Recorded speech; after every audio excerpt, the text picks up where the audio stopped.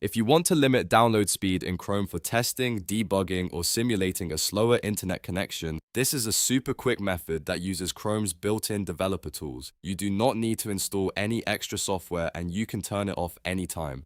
If this tutorial helps, please hit the like button and subscribe for more simple tech guides. Alright, let's jump right in. First, open Google Chrome on your computer. This method works directly inside Chrome, so you can test websites without downloading anything else. Once Chrome is open, go to the page you want to test or any website you want to slow down. Now, open Developer Tools. On Windows, you can press Ctrl, Shift, and I at the same time, or you can press F12. On some keyboards, F12 may need the function key, so use whichever shortcut works best for you.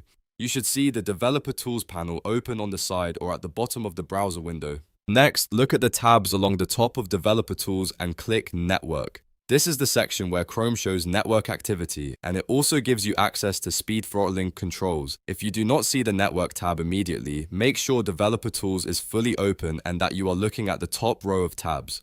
Once you are in the network tab, look near the top for a drop-down menu that says No Throttling. This means Chrome is currently running at full speed. That drop-down is the key to limiting download speed. Click on No Throttling and Chrome will show you several different network speed options. Now choose a slower speed setting.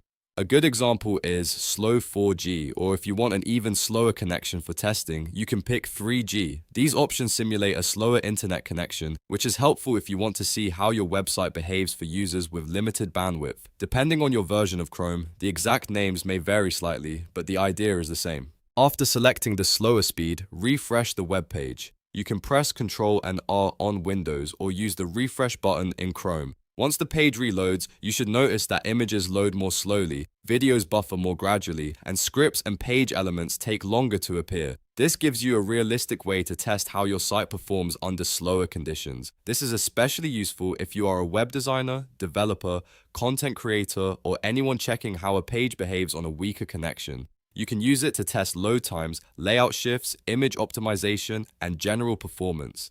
It is a very handy trick when you want to see the user experience beyond your own fast connection. If you want to compare results, you can switch between throttled and normal speed as many times as you want.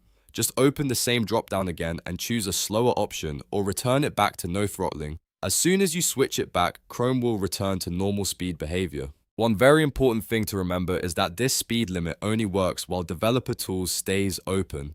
If you close Developer Tools, the throttling stops automatically. So if you are actively testing a page, keep that panel open until you are done. And that is how to limit download speed in Chrome using the built-in network throttling tools. It is fast, free, and perfect for testing websites under slower internet conditions. If you found this helpful, make sure to like the video and subscribe for more easy browser and tech tutorials. Thanks for watching, and I'll see you in the next one.